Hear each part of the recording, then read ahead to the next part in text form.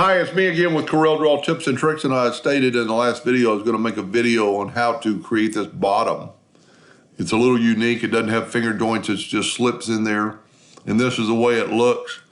And this is how I created it. I first created the box, and I didn't state in the other video, you could make this box pattern any size you wanted. It's really thick enough for 2 1/4. You could go a little bit smaller or go quite a bit larger. But we've got our item, and we've got so then you need to know what size your box is on the inside. So if you take your parallel dimension tool, this is going to be your inside joint, and go to that joint, you can see it's 2.01. So it's really 2 inches because you're going to have some curve. So you don't have to worry about that. So we're going to take a 2 by 2 rectangle,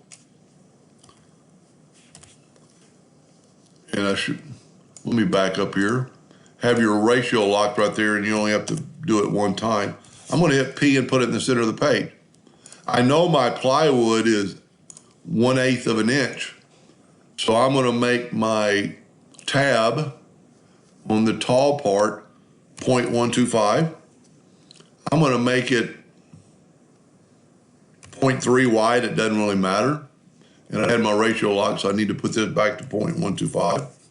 Then I'm going to hit P and put it in the center of the page. Then I'm going to select them both and hit T, put it for the top. Now I know it's 0.125. So I'm going to change my nudge factor to 0.125. And then when I nudge this up, it'll be on the edge of my box. Now it's still a rectangle. Let's make sure that this looks thicker than a hairline. And it is. So we need to make sure they're both hairlines. Now this is a rectangle still, so with my ratio unlocked, I'm going to cursor up about let's go to 5, cursor up to about 5 on this one, and now I have an angle for my tab. Now all I have to do is take the virtual segment delete key and delete this line. There's my tab. So this is pretty easy. Take your Smart Fill tool and fill it in. Now you got a tab on one of them. Left click, right click, which means making no fill. And this is why I smart filled it, because I got all these pieces. Now I'm going to put P and put it in the center page, which really doesn't matter. Now you need to make a duplicate and rotate it. Now it's not going to rotate perfectly, but it might flip perfectly, and it didn't. So we're going to take that corner, and if you have snap to on, it's going to go right there. Then we're going to take these and delete these 2 lines. Now I'm going to take the Smart Fill tool again. And what I'm doing, I'm creating a new object. But one of the reasons is to stop it from leaking. But the other reason is I've got 2 sets of lines there on some of that. And I don't want that. So now I'm going to put it back in the center of the page. Control D. And now I'm going to rotate it 90 degrees. This time it is perfect. So you don't have to do anything else by moving it around, because it flipped perfectly. And there's your bottom. Of course, take your Smart Fill tool and fill it in and move it out of the way. And there is your bottom. Now we're going to delete that. We're going to bring in let's group this together, Control G, put it in the center of the page.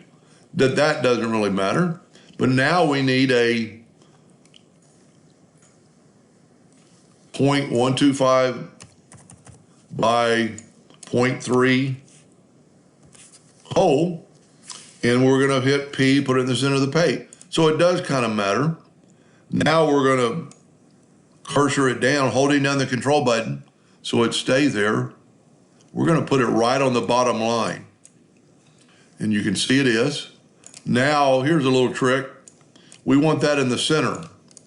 So I'm going to take my parallel dimension tool, and I'm going to measure from there to there, holding down the control button, and I've got 0.09. So we're going to delete that, and we're going to take our nudge factor and change it to 0.045, half that distance. I'm going to nudge it up. Now it's in the center of everything. Now Control D to make a duplicate of this guy. Control G to group it together, and Control D to duplicate it, because you need 2 parts of that side.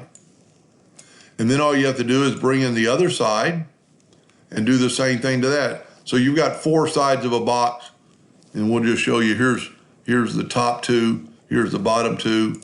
So I've already done 1, so you need to, because this needs to match up, and you'll see it'll match up. So it's that easy to produce those tabs.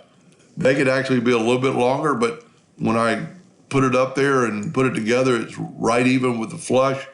The picture doesn't do it no justice, but it's a nice little box. It could be a box for a lot of things. It doesn't have to be a candle box. Anyway, I shared the file, in case you didn't see the other one. I've shared the file on my Corel file share under Files. Anyway, I hope that helped a little bit. Thank you for watching.